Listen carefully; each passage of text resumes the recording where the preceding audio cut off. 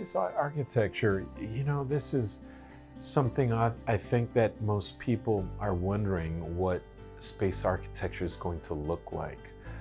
So if we look, we are truly in the infancy of space exploration, even though with the Apollo missions, of course, we went to the moon, but a lot was put on hold since those days. And finally, people like Elon Musk and Richard Branson are taking their ventures into outer space. And I think that the idea is obviously to get the public out into outer space.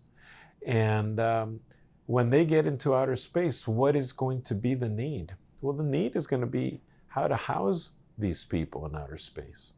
And so I do envision orbiting hotels occurring around the world, that people will be able to go over there and dock with these hotels and be able to spend a week seeing what outer space is like, looking at the cosmos, looking at the Earth from outer space.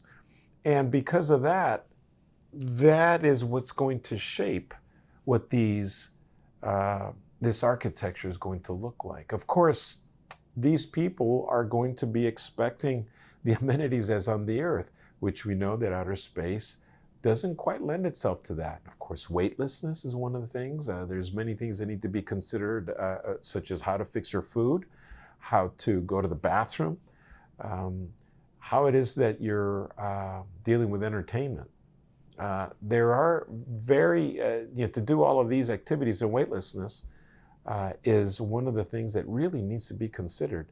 And that is what's going to lead the way on how we design the architecture in outer space.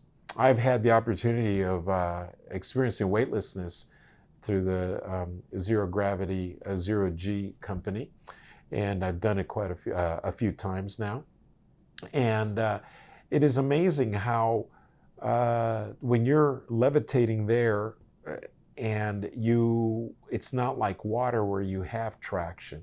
You need something to push your way through these facilities. And so that is one of the things that we need to consider in being able to operate in weightlessness. All of these activities that I spoke about need to be considered when we design the architecture in outer space. Here at Development One, residential and housing is not our true line of work. Our line of work has to do, yes, with people and how they use these facilities.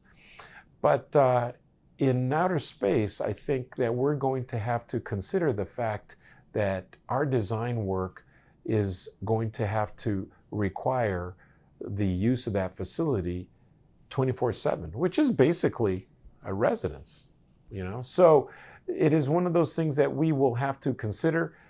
Instead of being a laboratory, maybe we are designing a laboratory, but this laboratory is going to have to house people 24/7.